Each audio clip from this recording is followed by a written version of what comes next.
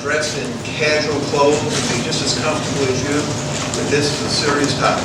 And I felt that it required a formal outfit tonight. What Ron spoke of, he skimmed over a lot of things. The computer that I constructed was 2 years before Joe Wozniak made the Apple. I constructed my first computer from chip level. I had to teach myself hardware, the software, hundreds of computer languages. Even used to write accounting programs for shipyards and others. Going back before then, when I was 10, 11 years old, when Sputnik was sent up into space, the world's nations became paranoid and suspicious and were afraid that Russia had put up a spy satellite. Well, in fact, that grapefruit-sized Sputnik with the 4 little antennas trailing off the back was nothing more than a radio beacon that you find in an airplane when a plane crashes. It just goes beep, beep, beep. Basically, it was used just to track the satellite and to see how long it would stay in orbit. And most people didn't know that. Well, I converted an old crystal radio so I could listen to the satellite pass over New Orleans every 90 minutes. And that was interesting. You'd hear it. Beep, beep, beep, beep, beep, beep. And it doesn't sound like much, but most people didn't hear that. They didn't know what it was. And for me, as a 10 or 11-year-old, that was fantastic. And I was struck on space and developing space technology. I even thought of ways that I could build ion propulsion engines, but I didn't have the resources to do that. I had a curious mind, so to speak. I've attended 3 universities. Now, my parents were poor, they couldn't send me, so I worked my way through college. I went to Southeastern Louisiana University, took biology, chemistry, physics. My professors had me teach their biology and physiology laboratories while they worked on their PhDs, and they wanted me to go to med school. I didn't feel that I had the memory to remember every little procedure that was required for all of the operations, and I didn't want to hurt anyone, so I did not pursue that. When I got out of college, I couldn't find a job in biology, chemistry, and physics. During that course of time was the Vietnam War, and I've had family and friends that went to war, and every one of them came back injured in some way, physically, mentally, or both. And I felt guilty that I did not participate in that. So I decided I was going to join law enforcement for 2 years and then make a 2-year commitment to my community and to my country and protecting my fellow citizens. Well, needless to say, I found it of such an interest because every day there was something new, and it fed my curiosity. I studied psychology, human behavior, I studied sociology, I even studied a little anthropology. That all came in handy in law enforcement. You'd think, what are you going to do with all that knowledge that you accumulated? I used every bit of it.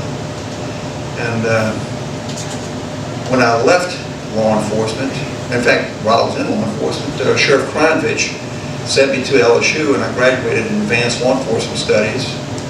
When I got out from there, the district attorney provided me with a LEAP grant to go to Holy Cross College and took criminology, psychology, and sociology. And when I left law enforcement, went into other things. Became a master Ford salesman for a while. I worked as a reporter. I worked as an editor. I always wrote poetry from 1957 on. I have some of the copies of my book downstairs, Within the Heart and Soul. In fact, there's 3 copies in the local author shelf. I just have this George Plimpton lifestyle. I love to get involved in everything. There's nothing that I don't have an interest in. And all of this has accumulated over the years. And writing the poetry and all of these resources have come together. Especially when my wife decided she wanted to take some creative writing courses that were put together at the USA campus here in Fairhope. It was held by Joe Formicello and Suzanne Hudson, local writers.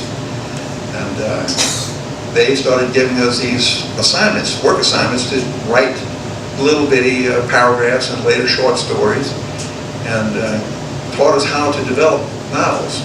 Well, I've always written. I've written newspaper articles, and I've written poetry, and for me it was not that difficult. But I never thought I had it in me to write a novel or to write a book. And I became addicted.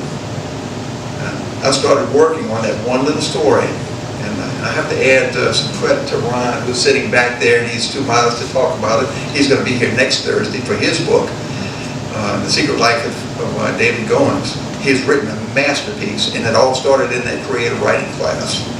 I mean, it's just, he started out with a little 1.5-page story, and now it's an over 300-page book. That, you know, it's like reading Romeo and Juliet. It's a very wonderful romantic novel with all kinds of quirky twists and turns that will captivate you. With that class, motivated a lot of us, Julie Moon, Karen, and Vicky, and some other local writers. We decided that we didn't want that class to end, so we formed the Fairhope Writers Group. And through the wonderful work of Betty Jo Wolfe and the Literary Council here in Fairhope, we had access to the Wolfe Cottage behind the library and met there for a long time. And then when the resident writers started residing in the cottage, we started meeting in Julie's home every Tuesday. We'll read what we worked on that week. We'll critique for about 10 minutes. But when I brought my story, it started out as a dream. About 4:30, 5 o'clock in the morning, I woke up and I said, I've got to get up and write this down. So I wrote 3 pages of notes, and I brought it to the group. And typically it was a 10-minute discussion. Well, that 10 minutes turned into 45 minutes. I knew I had a winner. And I do computer services as my primary job. I had a slow 2 weeks, so I sat at my computer, and this story poured out of me like water off Niagara Falls. It was actually 3 times longer than this. And I brought the story to the writers group. They looked at it, and they gave it some honest criticism. They felt that it was too legal, too clinical. And I said, I have to take care of this. So I focused this, and I put all the energy of the intent of the story into this smaller book. And the whole intent of this book is to provoke thought. If you don't think about ethics, morality, religion in the context of today's society, in this nation and around the world, then I've failed. And I think you will find that it is provocative, even controversial. Some people might even say scandalous. Ron just glazed over that in this I have some law enforcement procedures, and there's also a future presidential independent candidate who comes up with this economic Recovery and Crime Reduction Act that the news media picks up on it and dubs it, how they're like sound bites, they dub it the Legalized Crime Bill, hence the title, Legalized Crime. He presents a way that will reduce the size of the federal government to what our founding fathers originally intended. And by doing so, it reduced the expenditures of the federal government. And he delegated all of the other laws other than the Treasury Department, the Commerce Department, and the Defense Department. Everything else was delegated to the states as it was originally intended. And he knew that this would put a burden on the states. Well, he took some of the lesser crimes on the books and legalize them and turn them into legitimate businesses so that states could issue business permits, issue health permits, do health checks, and to recoup revenues through taxes on these new businesses. And on top of that, he had to deal with the high violent crime rate. And this is where a lot of you are going to feel uneasy. As our process is now, there are appeals after appeals after appeals where criminals get out on technicalities. He develops his program that they take those violent criminals, and I've done studies on penal colonies and on crime rates, and I know for a fact that 1.5% to 2% of the world's population commit crimes as recidivists, and they are not retrainable. You cannot rehabilitate them. So what do you do with these people? You put them in a jail for life, or you execute them. Every year that they're in, it costs the taxpayer $40,000 per person to keep them in jail, because the state is their ward, has to take care of their housing, their food, and all of their medical costs. I mean, if you go broke and you can't take care of yourself, commit a crime, they put you in jail, and they take care of you.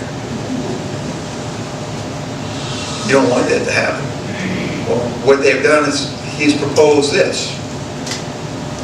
You take these violent criminals and their histories, you remove their names from it, you put a case number on that history, and you pass it to the district attorney.